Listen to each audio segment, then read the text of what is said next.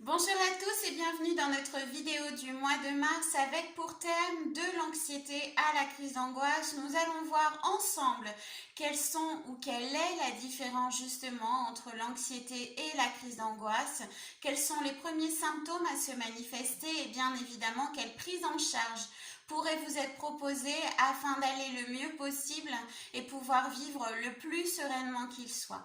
Tout ça, c'est maintenant dans notre capsule du mois de mars. Comment est-ce que physiquement déjà dans un premier temps nous pouvons nous rendre compte qu'une personne souffre d'anxiété? Eh bien c'est simple, elle a un stress permanent de manière ponctuelle ou à certains moments de sa vie. Ça peut être si ce qui lui cause problème c'est le travail, ben, ça va être le fait d'aller au travail. Si c'est dans son foyer, ben, ça va être dans son foyer. C'est des poussées de stress intenses. Ça peut être dans tous les domaines de sa vie comme dans un précis. Ça peut être ponctuel comme totalement permanent. Physiquement, cette personne va avoir peut-être des poussées d'eczéma ou encore de psoriasis. Ça peut être une personne aussi qui a un besoin de tout contrôler justement pour se sentir en sécurité et comprendre qu'elle gère la situation avec une maîtrise, un contrôle de ce qui lui fait peur en fait, ou de ce qui pourrait la rendre anxieuse, et ben elle gère, elle contrôle tout au millimètre près. On peut avoir aussi des personnes qui ont des problèmes de poids. Donc ça peut être des problèmes de surpoids comme des problèmes de sous-poids. Des personnes qui souffrent d'anorexie ou de boulimie. Ça, ce sont les premiers symptômes physiques qui pourraient nous faire penser à de l'anxiété. Ce qu'il faut comprendre déjà dans un premier temps, c'est que toute peur est peur de perdre. Ce qui veut dire que toutes les manifestations que je viens de vous citer, qu'elles soient d'ordre physique, d'ordre psychologique, les deux à la fois, sont déjà en lien avec une blessure de rejet, d'abandon ou encore d'humiliation. Donc si on devait avoir une prise en charge, elle serait d'abord thérapeutique, psychologique, afin d'aller chercher la source de cette problématique. Est-ce une blessure de rejet? Est-ce une blessure d'abandon? Est-ce une blessure d'humiliation? Est-ce les trois en même temps? Tout ça, c'est très important. Si vous ne travaillez pas d'abord la source, vous ne pouvez pas travailler le reste.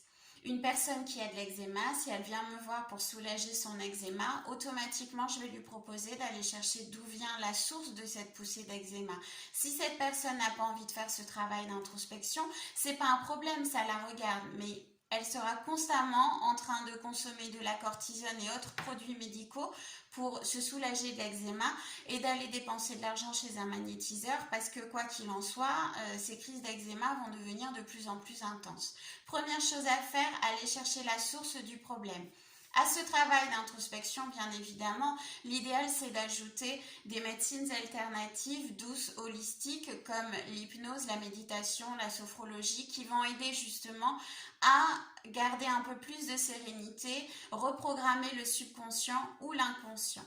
Dans mon cabinet, c'est exactement ce que je propose en thérapie, qu'elle soit en présentiel ou à distance, c'est-à-dire que je propose de la psychanalyse pour justement voir la source du problème, l'énergétique pour vous apaiser, c'est la psycho énergétique.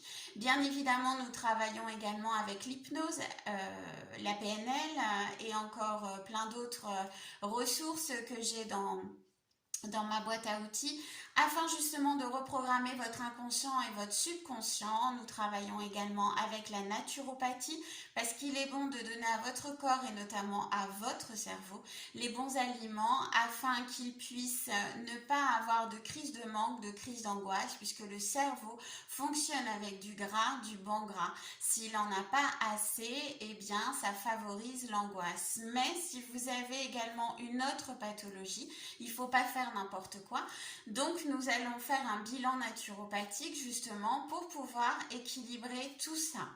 Concernant les soins en ligne, bien évidemment, ça c'est aussi possible. Pourquoi est-ce qu'ils ont été élaborés? Je vous ai fait une vidéo là-dessus et je vous la mettrai en lien sous la description. C'est pour avancer à son rythme.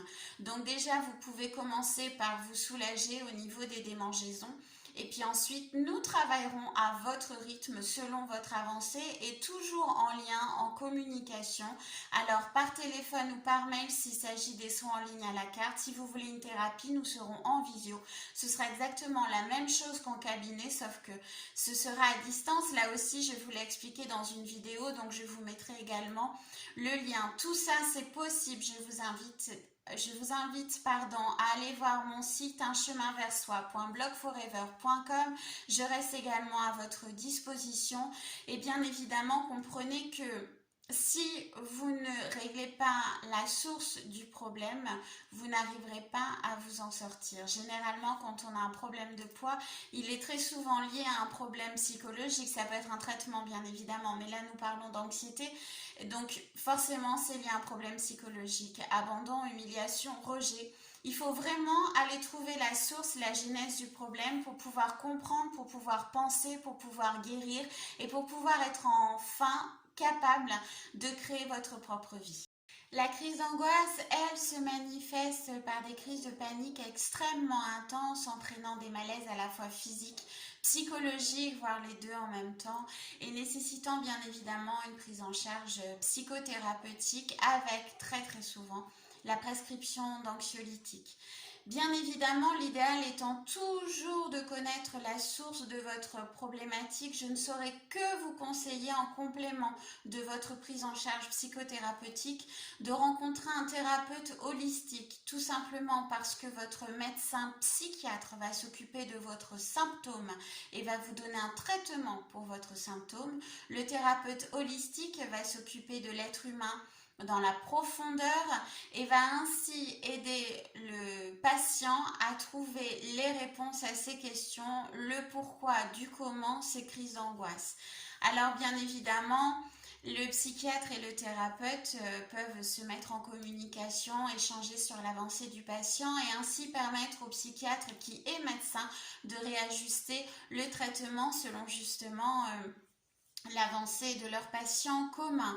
Ça, c'est dans l'idéal, mais je vous avoue que ça se fait puisque moi, je travaille aussi en lien avec des psychiatres et nous arrivons à de belles avancées à trois entre le médecin, le thérapeute et le patient. Et l'idéal, encore une fois, c'est d'aller chercher la source de votre problème. Si vous vous contentez de prendre des médicaments, vous vous donnez ce que j'appelle un doudou. Et c'est-à-dire qu'à chaque fois que vous aurez une crise d'angoisse, vous prendrez ce médicament, votre cerveau va enregistrer crise d'angoisse, prise de médicament. Donc en fait, ça va être un cercle vicieux. Si vous vous soulagez avec le médicament parce qu'une crise d'angoisse, c'est vraiment quelque chose de terrible qui nécessite encore une fois une prise en charge psychothérapeutique, mais que vous allez chercher la genèse et travailler dessus, vous verrez qu'au fur et à mesure, votre traitement va pouvoir diminuer au fur et à mesure, qu'importe votre rythme. Ça peut durer des semaines, ça peut durer des années, qu'importe. Le but premier est de ne plus avoir besoin d'anxiolytiques et de comprendre pourquoi est-ce que ces crises d'angoisse sont un jour apparues. Alors bien évidemment, si j'avais un conseil à vous donner, eh bien ce serait à la première crise d'anxiété ou si vous êtes à tendance anxieuse, eh bien justement d'aller voir un thérapeute holistique afin de connaître la source de cette anxiété et éviter dans le futur des crises d'angoisse avec des prises en charge bien plus lourdes et surtout médicamentées. On ne peut avancer qu'en connaissant la source, donc bien évidemment, qu'est-ce que c'est? Eh bien, c'est un travail d'introspection, je sais, je vous rabâche les oreilles, mais c'est comme ça. Je reste bien évidemment à votre disposition, un seul lien. Pour me contacter, uncheminversoi.blogforever.com, vous aurez toutes les infos, tous les liens de contact sous la vidéo dans la barre de description.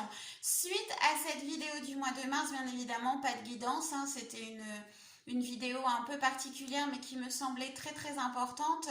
Mais par contre, vous aurez un soin énergétique qui sera là pour vous aider à vous apaiser, vous sentir en sécurité avec quand même un petit rappel comme quoi les soins qui sont proposés sont des soins pour savoir comment je travaille, traitant une problématique, mais vous aidant avant un travail d'introspection. Soyons quand même clairs à ce sujet. C'est pas parce que vous allez faire ce soin que demain c'est magique, tout va bien et tout est rentré dans l'ordre. Non, ces soins sont là pour vous aider, pour entamer un travail d'introspection. Je vous fais de très très gros bisous. Je vous dis à très très vite. Nous ferons une guidance pour le printemps. Je ne sais pas trop quand, on verra. Voilà, je vous fais de gros bisous et je vous dis à très vite. Au revoir.